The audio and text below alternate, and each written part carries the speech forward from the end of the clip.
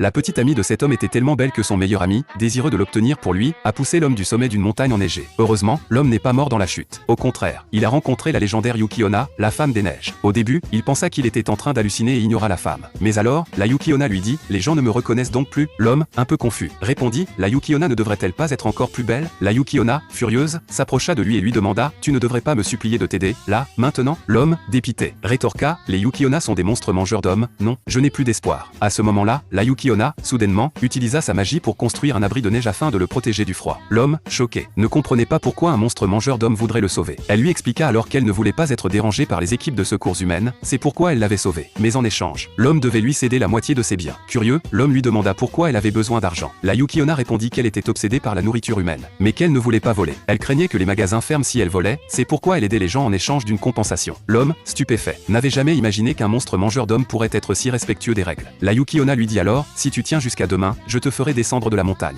Le lendemain, un trou s'ouvrit soudainement dans le toit de la hutte de neige. La Yuki-onna y passa la tête, vit que l'homme était toujours en vie et se prépara à le descendre de la montagne. Elle le prit dans ses bras, se força d'un coup et ils s'élevèrent instantanément dans les airs. L'homme, stupéfait, vivait sa première expérience de vol. Alors, la Yuki-onna lui dit, ne parle de cela à personne, sinon peu importe où tu te trouveras, je te retrouverai et je te tuerai. Pendant ce temps, son ami feignait la douleur et faisait une déclaration à la police. Mais au même moment, la porte s'ouvrit soudainement et l'homme entra, se tenant devant son ami. Son ami, pétrifié, n'arrivait pas à croire que l'homme qu'il pensait mort était là, debout devant lui. L'homme pointa son ami et dit à la police, c'est lui qui m'a poussé du précipice. La police, entendant cela, arrêta immédiatement son ami. Plus tard, à l'hôpital, la police expliqua à l'homme que son ami était amoureux secrètement de sa petite amie et qu'il avait imaginé ce plan pour l'éliminer, pensant que cela ferait que la fille tomberait amoureuse de lui. L'homme, profondément peiné, ne comprenait pas pourquoi son ami avait agi ainsi. Il avait perdu un ami d'enfance. Une fois sorti de l'hôpital, alors qu'il se promenait dans la rue, l'homme aperçut une fille qui ressemblait exactement à la Yuki-onna. Elle était en train de savourer un cornet de glace. L'homme, en la voyant, ne put s'empêcher de sourire.